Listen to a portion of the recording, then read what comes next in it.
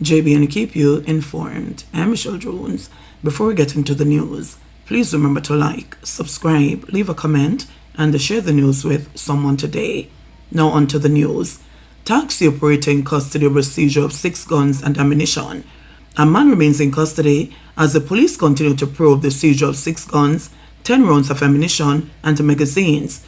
Arrested is a taxi operator for Duane Park, St. Andrew address.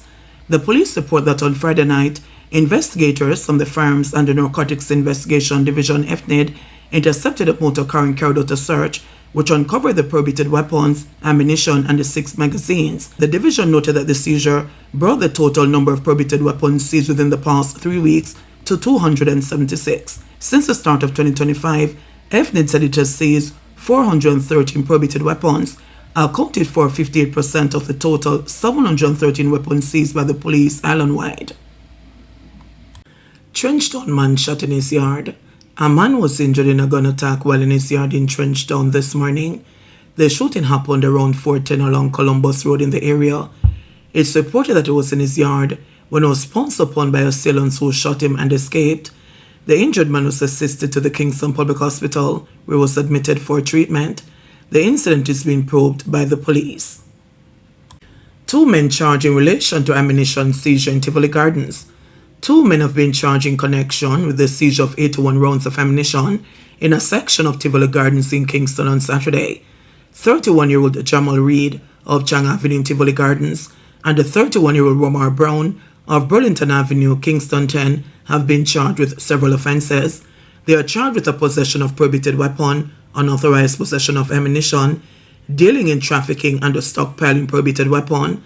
A date is to be set for them to appear in court.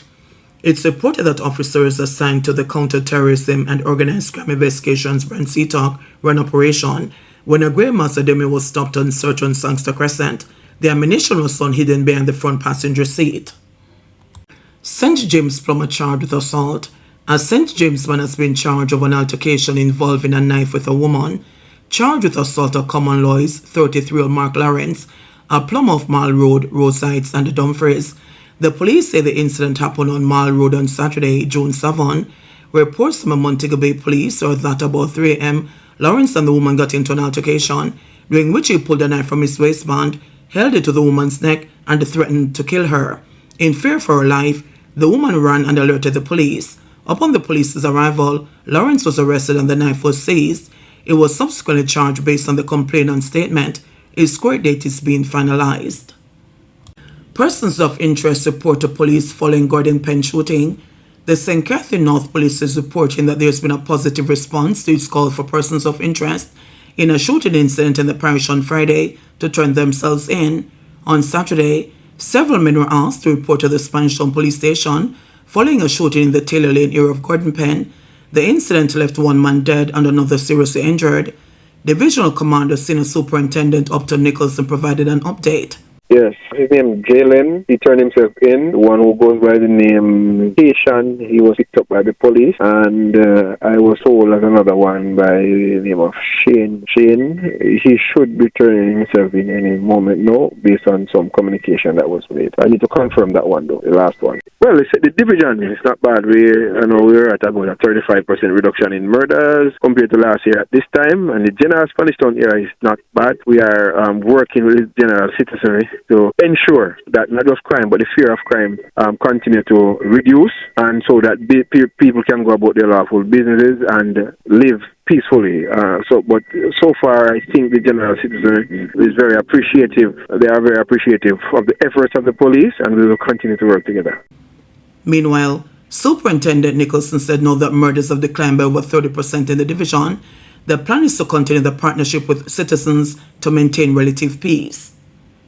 Well, the general appeal of the JCF, and I think the professionalization, because persons understand for the most part that we are here to interview them. Our aim is to try and solve crime, and we want to bring closure in a timely manner. So I think the general public is working with the police, understanding that we have a job to do, and that we will protect their rights as much as possible to ensure that we bring closure to any matter that is being investigated at this time. But I think it's an increase in the trust that the public has for the police at this time. Police probing death of nurse found at partner's home in Manchester. The police are probing the death of a nurse whose body was found face down at an apartment in Hillside, Knockpatrick, Manchester on Saturday. The woman has been identified as 42-year-old Navinor Knight, a resident of the parish. It's understood that Knight, who has visited the premises occupied by a partner, was found on the floor near a doorway in the kitchen. The police were called and found what appears to be blood on Knight's mouth. There were no visible marks of violence on her body.